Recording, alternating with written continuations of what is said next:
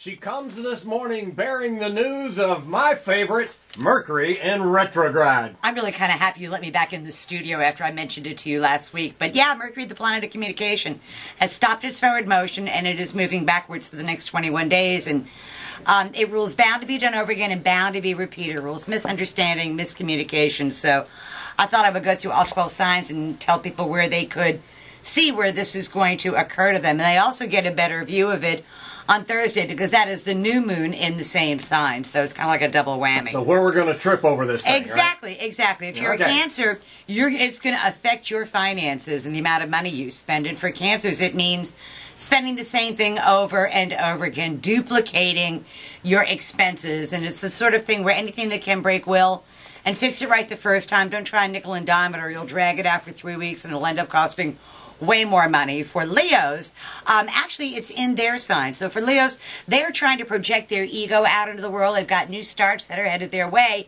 Not all of them are going to work out the way they want. This 3-week period is a good time to throw a bunch of stuff up on the wall, and then at the end of the 3 weeks, see what's stuck. And the stuff that's stuck, that you can go forward with, and the stuff that falls to the ground, leave it there. I like that. For Virgos, this is not such a hot time for them. Virgos have been very articulate for the last 2 or 3 weeks or so, and now with this Mercury retrograde in their 12th house, they have to be really careful that their own words don't come back to bite them. That they have to be careful not to say, if I would want to do this and this and this, because the universe is going to go, okay, do it. Job's yours. And then it's a put up or shut up thing.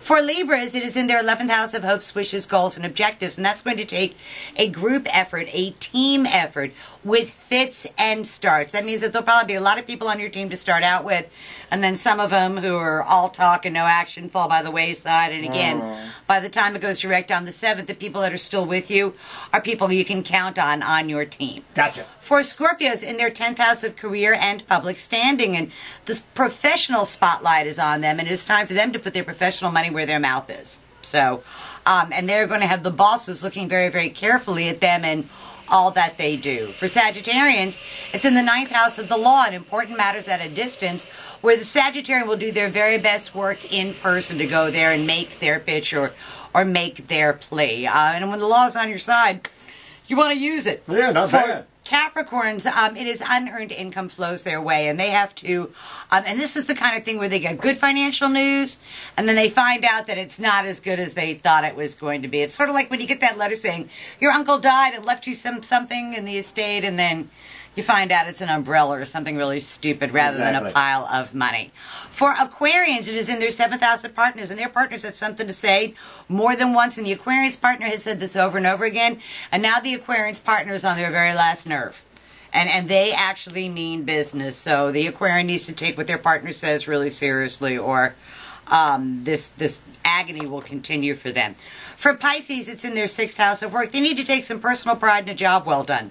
And they may need to do a job even if they're not getting paid right away for it, because it's sort of like an investment in their future. And if they do that, some obstacle that is in their career progression path gets out of the way over the next 3 weeks or so.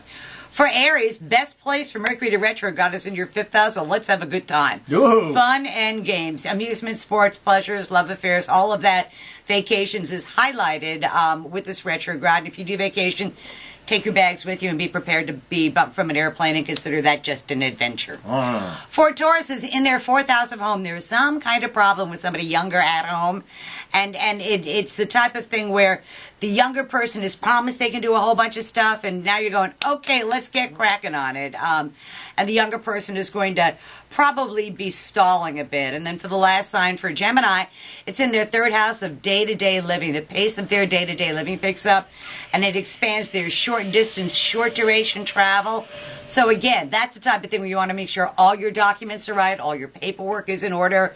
And if you ever wanted to slide something by that wasn't on the up and up, man, the retrograde's the time to do it. So tomorrow's news today for the 12 signs of the zodiac with Mercury retrograde and a new moon on Thursday. So I mean, it sounds like a small stumbling block and not a major deal. It's not a major deal because none of the other planets are retrograde with it. We had a much worse time in March when Mercury was retrograde and Mars was retrograde. So just it's a matter of, and I'm glad people are on vacation.